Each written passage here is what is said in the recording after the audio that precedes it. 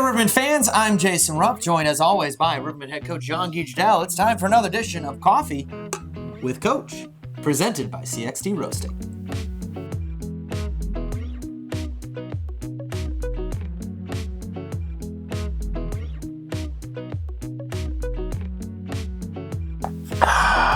Nothing better, eh? Nothing better. Well, Guy, last time we talked, actually you and me had a brief conversation on Sunday night after Peoria split with the Evansville Thunderbolts and some trades as well. We're going to get into all that in just a little bit. But when we talked, you said you were very excited about this past weekend, about the direction this team was going. I got to ask, what's got you so excited right now? Just structurally, we're starting to play connected. And I know Friday the score doesn't reflect it. And I know for fans, it's always hard sometimes to understand why we're so happy when we lose. And sometimes we're upset, Yeah. But it's always like, to us, it's your advanced stats, the way you play, the connection you have in all three zones. It dictates if you're going to win 60, 70% of your games or not. Yeah. And I believe the way we played the last two games, if we play like that the rest of the year, we're going to win a lot of hockey games. When you play a team like Evansville that hadn't lost in regulation in 9 contests, and we outshot them by, I think, 26 towards the net on Friday, and we outshot them again on Saturday, and then our expected goal, it's one thing I look at. To me, it doesn't matter how many shots you have in a game. It's you want to have a high expected goal for and low against. And on Friday, I think we only gave a 1.40, which is one of our best ever here in Peoria. Yep. So, and then Saturday, I think we gave a 2.15, which is a really good expected goals against. So there's a lot of things that you see on video. It's, the game is so fast that sometimes you watch a game and you're like, man, as a fan or a person that doesn't look at it in detail, you're like, we lost, we didn't play great. But I really liked the way we played, the connection. And I think the only thing we added on Saturday, I called the humph. We had a little bit of physicality to it. We played still the same way on Saturday than we did on Friday. Saturday, guys were just a little bit hungrier and a little bit more physical in front of both nets. And that created a few more goals. And, again, great tips. We had a lot of tips on Friday. Unfortunately, we just missed the net. But on Saturday, our tips and our net front kind of did a lot of damage there. So, no, really pleased with the team. It took us a while, but we're finally, if we can just be consistent in how we played Friday and Saturday, I think we'll be just fine. But those are some of the things you see in the video when you dig into the stats that most fans, they don't quite get when they look at the highlights or even when they watch the whole game back. Yeah, I told you after Friday, you were thought I was going to be upset after the game. And I think a lot of people thought that, to be fair. I was really happy. We played extremely well. Like I said, you outshoot a team 60-35, I think, shots towards the net. As a hockey team, you're pretty excited. Yeah. And I honestly thought even if our power play didn't score, I thought we played extremely well in the power play. Our PK, even when our penalty kill, even if we give goals, it's a matter of how we give them. And we're connected in all three zones and everything we do. So, no, I was really pleased with this weekend. And like I said, the whole week as a whole, we're 2 for 3 in wins. And, we lost against a very good team. And there's the way, sometimes luck's on your side. Sometimes you have to battle a little harder when you're kind of in a slump. And for us, like I told you, for a new team being 9-5, I know maybe Peoria's a little spoiled over the years, or, we're always right now we're maybe 5 losses a lot, but for me to be 9-5 after 14 games, I'm extremely pleased. It was interesting. Pretty much all the goals the Rivermen scored last weekend were either off deflections, off tips, or off rebounds when you look back at it. And obviously when you're playing a tough goaltender, that's kind of have to be how you get your offense going. But still, I think the effort that the Rivermen were showing, especially in that Saturday game, was something definitely to be proud of. Yeah, and, both games, I thought our ozone rotations were phenomenal. I thought defensively we played extremely well in both games. I think structurally we're starting to be connected. It's just a matter of, again, manufacturing goals because we played a team that allows us to get a lot of shots from the point. So you have to always take what a team gives you. Yep. And, by that, you're going to get a lot of tips. And their goalie made on Friday, I thought he made 15, 20, grade A scoring chances, great saves. Oh, yeah. So, you got to take all that into account because it's a process of building throughout the year. It's not just a one game or, it's about building. And once you watch tape on us, I thought we were very average in Quad City on Wednesday. And I thought on Friday, Saturday, we played extremely well. Absolutely. Now, the other thing I know you were very excited about, the fact that we were able to get that win, to put all those things that we talked about together and come away with a victory. I remember I asked you what would a win on Saturday mean. You said it'd be good positive reinforcement for guys to get those goals, to get that tangible development. Can you tell that there's a little bit of a morale shift in that locker room right now following that Saturday win? I do, and I think Saturday morning, when you lose, you're not happy, of course, but I think the boys really reacted well to the positive meeting because we watched a lot of clips on how good we did Friday night, even though we lost. And you try to eliminate that pressure from your players. You don't want to think about wins and loss. You want to think about playing the right way.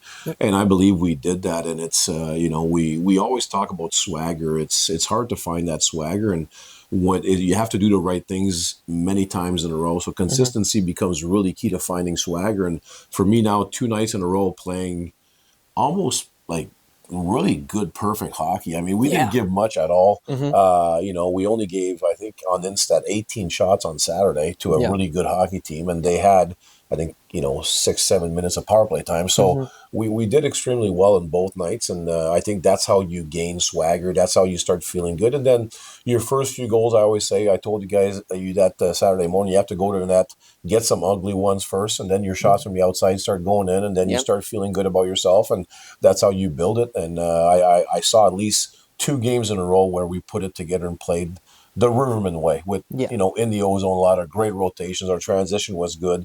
Our breakouts were really, really good. So I'm happy right now for a young team where we're at right now. Let's switch gears over to Sunday. A lot of moves being made. You weren't the only one making moves that day, but you were one of the main drivers.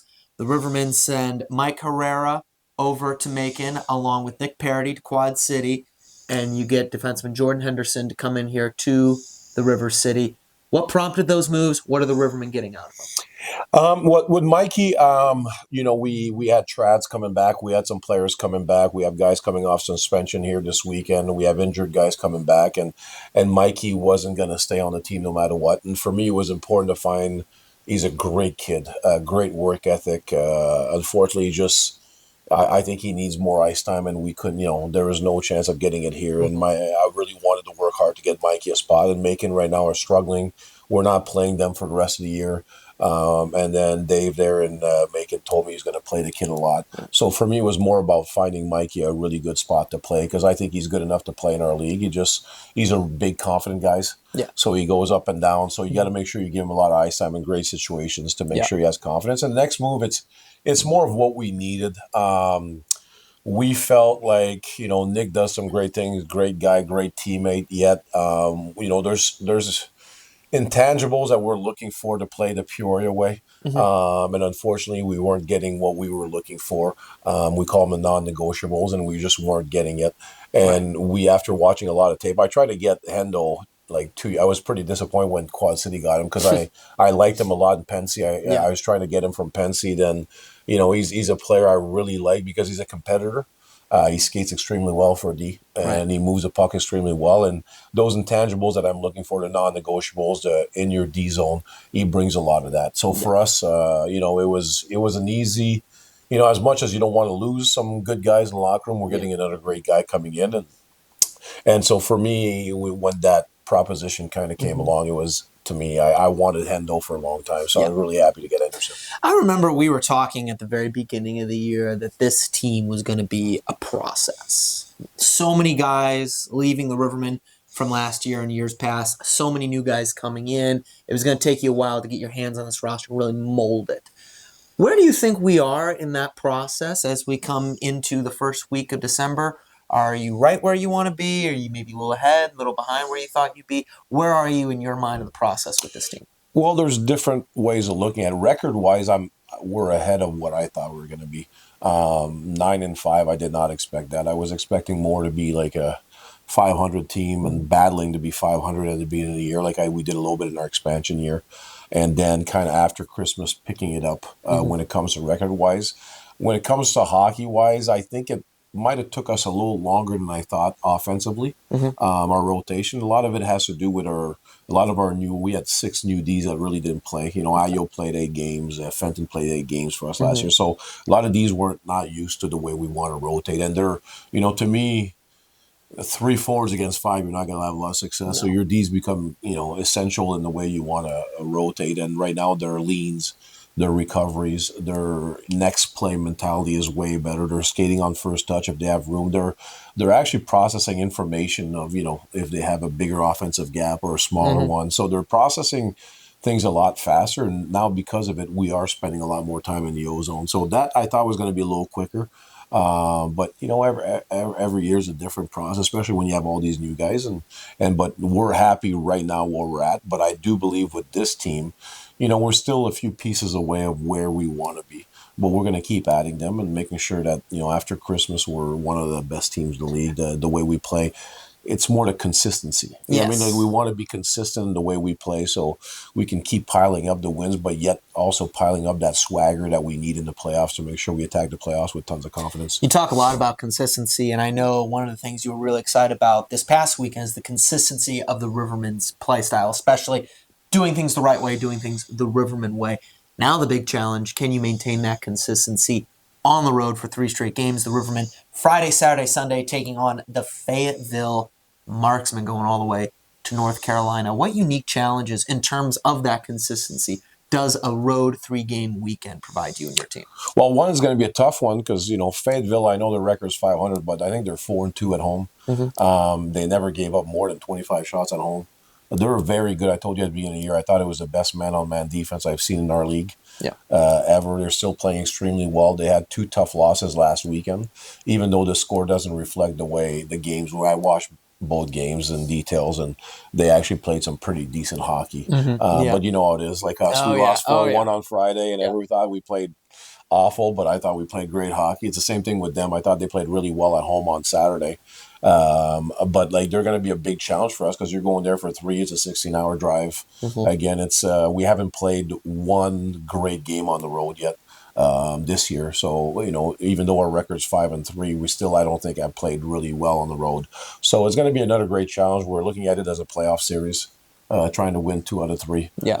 So we, that first game is always important in the playoff series. So we're going to make sure when we get off the bus Thursday to try to get our legs back for Friday and making sure we attack the weekend. But I love it because they play really well defensively, and we're starting to connect offensively. So it's going to be a great challenge, a great chess match to see who's going to prevail in those 2 sides of the puck. And then special teams, they're struggling on the PP, so I'm sure they're working at it a lot. And we felt like our special team played extremely well the last 4 games. So, we just want to keep building and seeing where it takes us. But it's exciting. You get on the road, everything's against you. That team is going to be a little upset since they lost their last 2, and it's going to be a fun challenge. But like I said, they're a good team, and for us, we just got to find a way to keep playing the same way. Road, home, anywhere we play, we just got to play the Rivermen way. How much you and Coach Levine put a big emphasis on video, not only as a teaching tool but as a scouting tool. How much video, especially for a weekend like this, how much video do you think you go through in terms of hours a week? Watching, for me, cutting, I'd say I'm about at 8 or 10 right now in the last 2 days. 8 to 10 hours? Yeah. It starts usually our process. If we don't play a Sunday, I start the process on Sunday. My Sundays I relax a bit, yet I do, I'd say about 4 or 5 hours of video, 6 hours. I was going to say, your relaxing is like watching video. Yeah, and then on Monday, I'm lucky I have a great crew at Peoria Youth Hockey, so it gives me a little bit more time to kind of almost finish all my week. And then Tuesday, I still get a little bit more, and then we're all ready for it. After yesterday, everything was cut for the week. So, every special team video, every pre-scout, whatever, everything was cut. And I'm lucky enough, Eric, that's what's great about Eric. He's I trust him so much now that he does the D video. We talk about what we want to cut on it. Yeah. And Eric actually does all the defenseman video and the goaltending, which is nice for me because over the years, it takes a lot more time. So he's saving me a good 7 or 8 hours more of video to work. So it's nice to have Eric here with me doing what we have to do. But we just believe that I always tell players when I recruit that I try to treat it like my AHL. Yeah. And the AHL was all about development, getting ready for the show. We're trying to get our boys ready for the coast if they want to get called up or to win a championship if they want to win, if they want to stay here. Yeah. So video to me doesn't lie. No, it doesn't.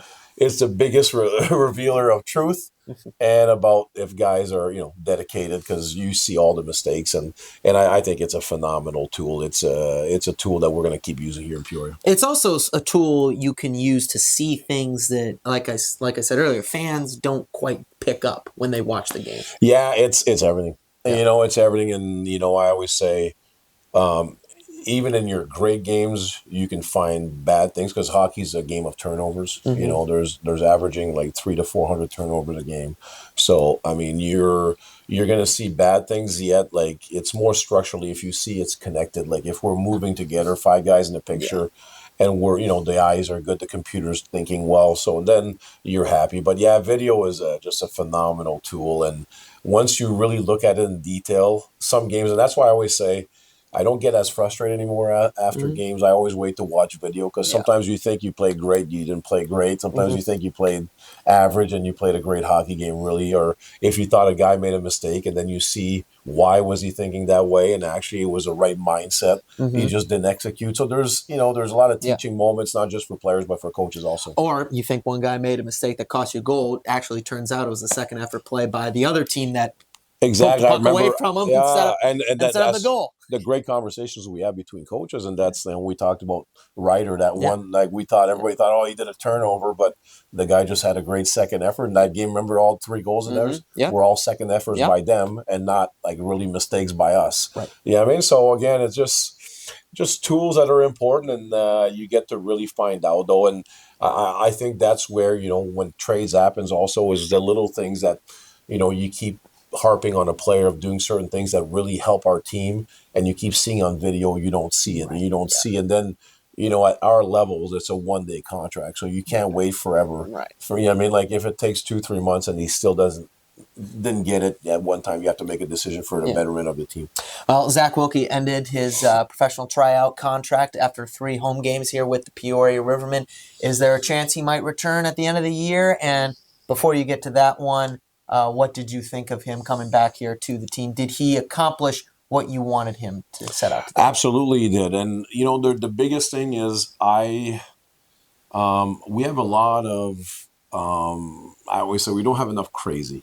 And I think we're a little too serious sometimes about our craft. Mm-hmm. Instead of there's a way to work hard yet have fun and be loud, and I mean, and I didn't think we were there, and I think that was the first thing we wanted to accomplish, me and Eric, on bringing Zach, is showing guys that you can be nuts and have fun and be loose yet work as hard as you can, and Zach is exactly that. And he was chirping, he loves Peoria. That's the biggest thing too. We wanted to teach guys that if you don't feel like you belong to something, you don't want to put tons of work. You have to feel like this is your company, this is your place, this is your house, and you do what you have to do. And I think he brought everything we wanted. And I thought, the 2 games he played a lot, he played great. You could see the third game, the second game on the weekend. I mean, he was tired, so we limited his ice time on that one. But he still did what he brought a spark. He got into a fight. He got a big hit at the beginning of the game to kind of bring that spark, and he had the bench going. Like, it was actually fun. Yeah. It was fun on the bench. Instead of having guys, I always say, if you overthink and you're not having fun, why play a sport? Right. I mean, so I think he loosened up the room a little bit and made them understand how important it is, not only to him, but it should be to them also. Loving Peoria and making sure you represent the city and the fans and our organization really well. So we got exactly what we wanted from Wilkes, and I'm hoping, if there's another weekend. Right now he's coaching youth hockey, so if there's another weekend he's available, we have more 5 gamers, or if we have injuries. So he's always here. He'll do whatever it takes for the team. Even on the bench, he didn't play the third period. He was just happy to be a Riverman again and be out there with his teammates. Well, it was a big third period that I'm sure he was providing a lot of morale boosting out on the bench. But Guy, looking over in college football, it's the coaching carousel right now. You got coaches, changing homes, moving around all over the place. I have a question for you. What coach, either in hockey or in any other sport, have you most tried to emulate or draw something from in your career?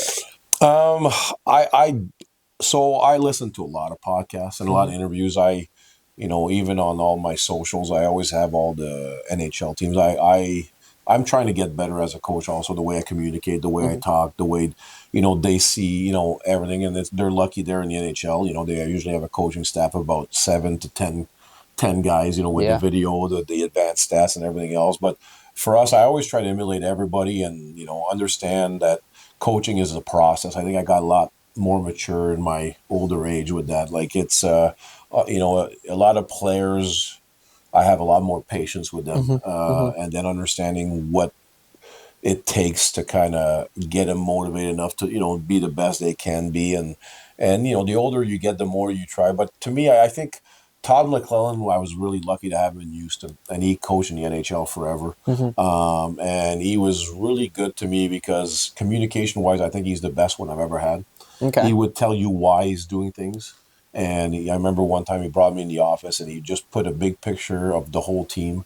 And he was saying exactly what category which player was in and how they're trying to get this player to bring this player in. So it's pretty interesting when you have a coach that not only was he extremely intelligent when it came to put the right guys on the ice or made the right trades at the right time, he was also fully committed to players understanding the why. Because by my last few years, that's when the why generation came in. Like we had to know the why. Yeah. I mean, and he was great at it. So, he's one that sticks, and then of course, I told you my junior coach at Robert Malmgren, that he changed my life, but he was mean, but he made me become a real competitor. So that's what the hard nose, when the players talk about the hard nosed geese, so that's where that came from. Right? Yeah. Not just that. I believe that he believed in all his players could play at the NHL level. So he would push you to in a way that, as much as it was hard, it was like a great